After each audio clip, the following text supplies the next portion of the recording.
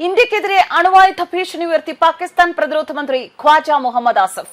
പഹൽഗാം ഭീകരാക്രമണത്തിന് പിന്നാലെ ഇന്ത്യ സ്വീകരിച്ച ശക്തമായ നയതന്ത്ര നിലപാടുകൾ തുടരുകയാണെങ്കിൽ കാര്യങ്ങൾ യുദ്ധത്തിൽ കലാശിക്കുമെന്നും ഖ്വാജ പറയുന്നു. അണുവായുധ ശേഷിയുള്ള രണ്ട് രാജ്യങ്ങളും തമ്മിൽ പൂർണ്ണ തോതിലുള്ള യുദ്ധത്തിലേക്ക് കാര്യങ്ങൾ നീങ്ങിയേക്കും എന്നാണ് ഖ്വാജ പറഞ്ഞിരിക്കുന്നത്. ഇന്ത്യയുമായുള്ള നയതന്ത്ര ബന്ധം വഷളായിരിക്കുന്ന സാഹചര്യത്തിൽ ഏതു വിധത്തിലുള്ള അടിയന്തര സാഹചര്യത്തെയും നേരിടാൻ തങ്ങളുടെ സൈന്യം തയ്യാറാണ്. ഇന്ത്യയുടെ ഭാഗത്തു നിന്നുള്ള ഏത് നീക്കത്തിനും അതേ വിധത്തിലുള്ള പ്രതികരണം നടത്തുമെന്നാണ് ഖ്വാജ പറയുന്നത്.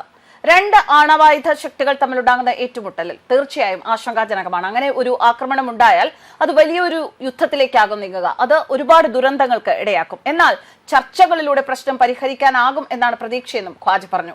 ഏത് രൂപത്തിലുള്ള തീവ്രവാദവും ശക്തമായി അപലപിക്കപ്പെടേണ്ടതും എതിർക്കപ്പെടേണ്ടതുമാണ് എന്നും അദ്ദേഹം പ്രതികരിച്ചു. ഇതിനിടെ പ്രകോപന പരാമർശവുമായി പാകിസ്ഥാൻ പീപ്പിൾസ് പാർട്ടി ചെയർമാൻ ബിലാവൽ ഭൂട്ടോയും രംഗത്തെത്തിയിട്ടുണ്ട്. സിന്ധു നദീജല കരാറിൽ നിന്ന് ഇന്ത്യ പിന്മാറിയാൽ തിരിച്ചടി ഉണ്ടാകും എന്നായിരുന്നു അയാളുടെ മുന്നറിയിപ്പ്. സിന്ധു നദിയിലെ ജലം തങ്ങൾക്ക് അവകാശപ്പെട്ടതാണെന്നും വെള്ളം ലഭിച്ചില്ലെങ്കിൽ രക്തച്ചൊരിച്ചിൽ ഉണ്ടാകുമെന്നും ബിലാവൽ ഭൂട്ടോ പറഞ്ഞു. പഹൽഗാമിലെ ഭീകരാക്രമണത്തെ തുടർന്ന് ഇന്ത്യയും പാകിസ്ഥാനും തമ്മിലുള്ള ബന്ധം യുദ്ധസമാനമായ സ്ഥിതിയിലേക്ക് നീങ്ങുകയാണ് എന്ന് തന്നെ കരുതണം. രണ്ട് രാജ്യങ്ങളുടെയും ശക്തമായ പ്രസ്താവനകൾ സ്ഥിതി കൂടുതൽ വഷളാക്കുമോ എന്ന ആശങ്ക ഉയർത്തുന്നു. ഈ സാഹചര്യത്തിൽ മുസ്ലിം ലോകത്തെ പ്രധാന ശക്തികളായ ഇറാനും സൗദി അറേബ്യയും പ്രശ്നം പരിഹരിക്കാൻ മുന്നോട്ട് വന്നിട്ടുണ്ട്. ഇരു രാജ്യങ്ങൾക്കുമിടയിൽ മധ്യസ്ഥത വഹിക്കാൻ ഇറാൻ വാഗ്ദാനം ചെയ്തിട്ടുണ്ട്. അതേസമയം സംഘർഷം ശമിപ്പിക്കുന്നതിനായി സൗദി അറേബ്യയുടെ വിദേശകാര്യമന്ത്രി ഇന്ത്യ പാകിസ്ഥാൻ വിദേശകാര്യമന്ത്രിമാരുമായി ബന്ധപ്പെട്ടു. സൗദി ഉദ്യോഗസ്ഥനുമായുള്ള സംഭാഷണം ഇന്ത്യൻ വിദേശകാര്യമന്ത്രി എസ് ജയശങ്കർ സ്ഥിരീകരിച്ചിട്ടുണ്ട്.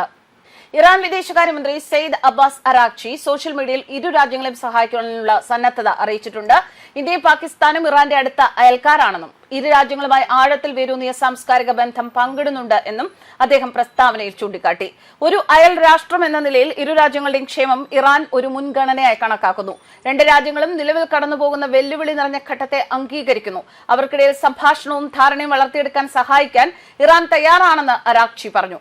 സമാധാനത്തിന്റെ പ്രാധാന്യം ഓർമ്മിപ്പിച്ച് പേർഷ്യൻ കവി സാദിയുടെ കവിതയും അദ്ദേഹം പങ്കുവച്ചു. അതേസമയം പാകിസ്ഥാൻ ഉപപ്രധാനമന്ത്രിയും വിദേശകാര്യമന്ത്രിയുമായ ഇഷാഖ് ദ സൗദി വിദേശകാര്യമന്ത്രി പ്രിൻസ് ഫൈസൽ ബിൻ ഫർഹാനുമായി സംസാരിച്ചു.